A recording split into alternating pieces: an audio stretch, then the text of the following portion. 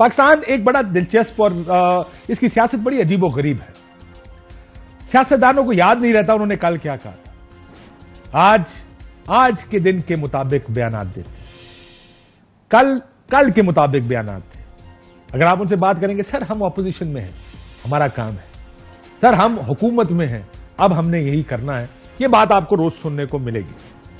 آج رانا ثناءاللہ صاحب کے خلاف گجرات میں ان کے بیانات کے اوپر ایف آئی آر ATA کے تحت دہشت گردی کی ایف آئی آر کاٹ دی گئی ہے. جی آپ نے صحیح سنا, رانا ثناءاللہ صاحب کے خلاف دہشت گردی کی ایف آئی آر ہو گئی. جیسے عمران خان صاحب آج دہشت گردی کی عدالت میں پیش ہوئے, اس کا جواب الجواب اب رانا ثناءاللہ صاحب کے خلاف بھی یہ ایف آئی آر درج کر دی گئی ہے. بہت سے بیانات ہیں. کیا کہا تھا پہلے رانا صاحب نے, ذرا سن لیجئے جس وقت یہ بیان چلا تھا, اور اب جب عمران خان صاحب کی آئی اس وقت کیا کہتے ہیں, ذرا سنیے.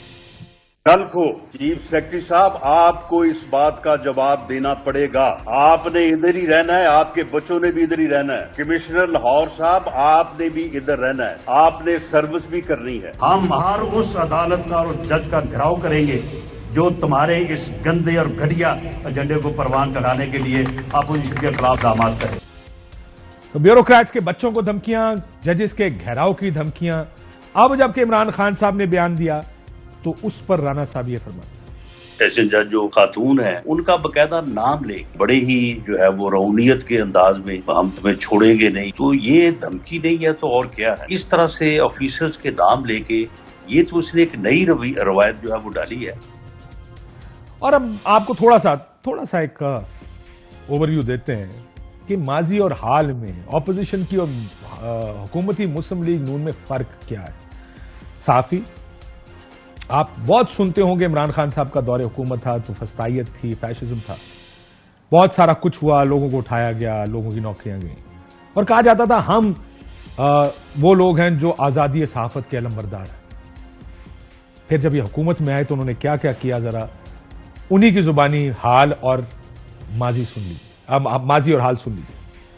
میڈیا پہ کریک ڈاؤن اب کا نہیں ہے, بہت پرانا ہے. کئی شہروں میں پیمرا کے اہلکار نشریات کو رکوانے کے لیے کیبل آپریٹرز کے پاس خود گئے. رانا ثناءاللہ کی وزارت داخلہ نے ARY نیوز کا NOC منسوخ کر دیا ہے. وہ اینکرز کو جو حق بات کہتے تھے چن چن کے سائیڈ لائن کرنا, چن چن کے نکالنا. ARY نیوز کے اینکر پرسن ارشد شریف کے خلاف مقدمہ درج کر لیا گیا ہے. صابر شاکر کے خلاف بھی مقدمہ درج کر لیا گیا ہے. دیکھیں میرے دل کو بہت تکلیف پہنچتی ہے جب سچ بولنے کی سزا, سچ لکھنے کی سزا, ٹی وی پہ سچ کہنے کی سزا صحافیوں کو دی جاتی ہے. ایاز امیر پر نامعلوم افراد نے حملہ کیا, ان پر تشدد کیا گیا. سمیع ابراہیم کو نامعلوم افراد نے ان کے دفتر کے باہر تشدد کا نشانہ بنایا. جس طرح اپنی جان ہتھیلی پر رکھ کر رپورٹنگ کرتے ہیں تو یقین مانیں چاہے وہ میرا مخالف ہو, میں سب کو اپنا ہیرو مانتی ہوں. عمران ریاض خان کو اسلام آباد ٹول پلازا سے گرفتار کر لیا گیا ہے. ARY کے ہیڈ آفس نیوز عماد یوسف کو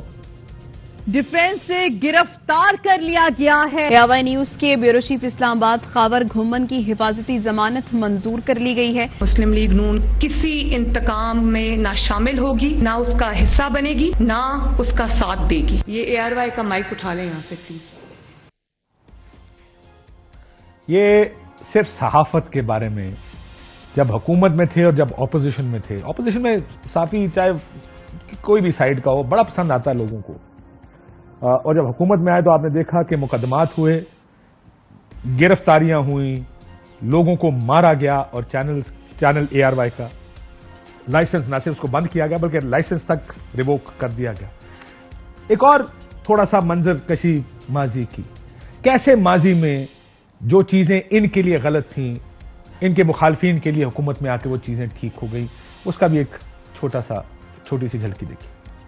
آج اگر شیریں مزاری صاحبہ اریسٹ ہوئی, ان کو کسی الزام پہ اریسٹ کیا گیا ہے, ان کو اس الزام کو فیس کرنا چاہیے, اس کے جوابات دینے چاہیے, اس کے ثبوت ان کو دینے چاہیے, ان الزامات کو غلط ثابت کرنا چاہیے. میں تو پیچھے نہیں ہٹی, میں نے بچوں کو آگے مار کھانے کے لیے نہیں چھوڑ دیا, آگے فرنٹ لائن میں میں خود ہوتی تھی. میں عورت ہوں لیکن میں نے چوڑیاں نہیں پہنی ہوئی. جب نیب کے دفتر میں نے اپنے کارکنوں کو آگے نہیں کیا, میں گاڑی سے نکل کے کھڑی ہو گئی, میں نے کہا مارو پتھر, میں کھڑی ہوں یہاں پر, کھولو نیب کا دروازہ. میں نے تو آپ پہ کوئی غیر اخلاقی حملہ نہیں کیا. پاکستان کی آستین میں ایک سانپ چھپ کے بیٹھا ہے, اس فتنے کا نام میں نے تو اپنا جو اٹیک ہے ایشوز کی بیس پہ رکھا اور سیاسی اٹیک رکھا. عمران خان وہ ناسور ہے, جھوٹا خان, جھوٹا. میں نے تو آپ پہ کوئی غیر اخلاقی حملہ نہیں کیا. انقلابیوں کا لیڈر عمران خان بھی 2 نمبر, دغاباز, نوسرباز, بہتان باز, گھٹیا انسان جس کا نام عمران خان ہے. وہی ای سی پی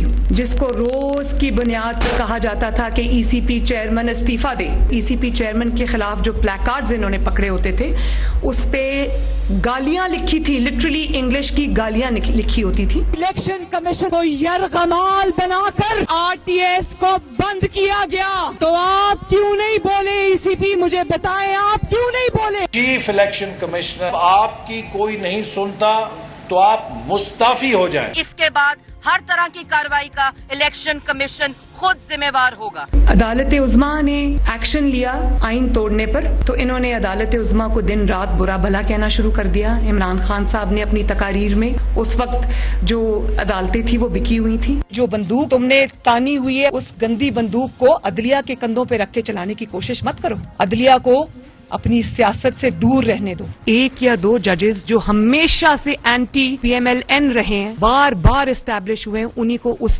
بینچ میں بٹھا دیا جاتا ہے. تو جس طرح میچ فکسنگ ایک جرم ہے, اس طرح بینچ فکسنگ بھی ایک جرم ہے. لیکن جنہوں نے احتساب کو انتقام بنایا اس احتساب کا بھی احتساب ہوگا. منصفوں سے جنہوں نے ناانصافی کی اور جب سوال پوچھا جائے تو توہین عدالت کے پیچھے چھپ جائیں. پاناما میں کوئی کرپشن کا الزام نہیں تھا, لیکن ججوں نے نہ صرف مجرمانہ خاموشی اختیار کی رکھی بلکہ عمران خان کو کہا کہ تم نواز شریف کو باہر نہیں کر سکے, آؤ میرے پاس درخواست لاؤ, تمہاری درخواست میں سنوں گا. میں نے عورت کارڈ نہیں کھیلا, میں نے مظلومیت کارڈ نہیں کھیلا. اس کی زبان دیکھو کتنی گندی ہے. کہتے ہیں مریم کا بس چلتا تو زمین پر لیٹ جاتی اور خاتون کو کہتی میرے پاؤں اس کے اوپر رکھ کر گزر جاؤ. میں نے عورت کارڈ نہیں کھیلا.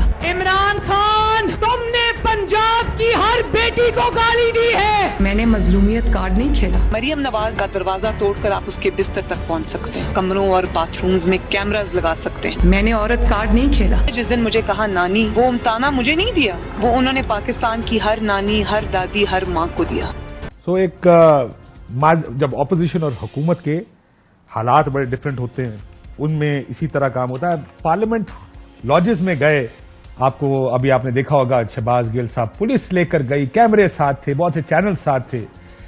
آپ کو یاد ہوگا جب حکومت دوسری تھی تو اس وقت بھی پارلیمنٹ لاجز میں ایک ریڈ ہوئی تھی. اس وقت کہا گیا کہ کچھ لوگ مولانا فضل الرحمان صاحب کے ان کے خلاف ریڈ کی جا رہی ہے. تو اس وقت کیا کہا جب ریڈ ہوئی, تو اس وقت کی اپوزیشن اور آج کی حکومت کتنی آگ بگولا ہوئی, ذرا سنیں. پارلیمان کے لاجز پہ حملہ کر کے دہشت پھیلانے کی کوشش کی اور ممبرز کو گرفتار کرانے کی کوشش کی. کبھی تاریخ میں, پارلیمانی تاریخ میں یہ کبھی نہیں ہوا کہ پارلیمنٹ لاجز میں پولیس اتنی نفری کے ساتھ داخل ہوئی اور وہاں سے بندے اٹھا کے لے گئی ہو. پولیس کا لاجز کے اندر آنے کے لیے رولز ریگولیشن ہیں, وہ پابند ہے کہ وہ نہیں آ سکتی. پولیس کو کیا حق پہنچتا ہے کہ بغیر اجازت کے لاجز پر دعویٰ بولتے ہیں. افسوسناک ہے جی, پارلیمنٹ لاجز میں جہاں MNAs اور سینیٹرز رہتے ہیں, یہ انتہائی نامناسب حرکت کی گئی ہے اور ان سے کسی بھی بری سی بری بات کی توقع کی جا سکتی. انہوں نے اس لاج کو گھیرا ہوا ہے, لاج نمبر 401 کو, تو میں نے سمجھانے کی کوشش کر رہے ہیں کہ لاجز میں آپ اس طرح انٹر نہیں ہو سکتے.